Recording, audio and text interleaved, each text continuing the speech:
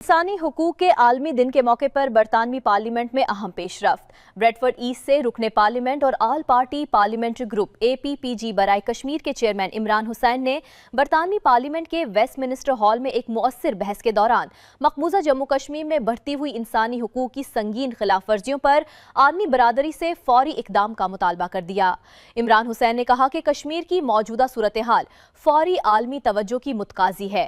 उन्होंने जबरी गुमशुदगियों, गैर कानूनी हिरासतों, मीडिया ब्लैकआउट, शहरी आज़ादियों पर पाबंदियों और सियासी क़यादत की आवाज़ दबाने जैसे संगीन मामलात को उजागर किया। उनका कहना था कि ये खिलाफ वर्जियाँ जिन्हें आलमी इंसानी हुकूक की तंजीमें मुसलसल दस्तावेजी शक्ल में पेश कर रही हैं, बैनुल अक़वामी क़वानीन की वाज़ेह खिलाफ वर्जी हैं जिन्हें अब मज़ीद नज़रअंदाज नहीं किया जा सकता। ये बहस इमरान हुसैन की जारी पार्लिमानी मुहिम का हिस्सा है। उन्होंने इस मौके पर अर्ली डे मोशन भी जमा करवाया है जिसमें कश्मीर में जारी दहाइयों पर मुहित सियासी जबर और अक़वाम मुत्तहिदा की करारदादों के मुताबिक कश्मीरी अवाम के हक़ खुदादित की तौसीक की गई है। इस करारदाद की हिमायत में 40 से ज़ायद अरकान पार्लियामेंट दस्तखत कर चुके हैं।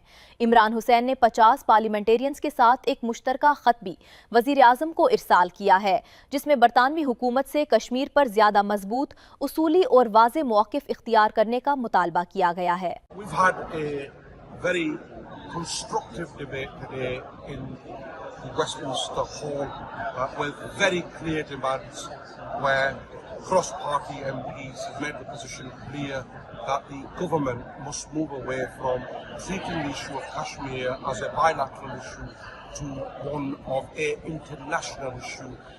We're also the early day motion on this issue as tabled by myself has over 40 cross-party parliamentarians, and later today, along with my colleagues, we will be presenting to the Prime Minister a letter with over 50 parliamentarians signed, making the position very clear.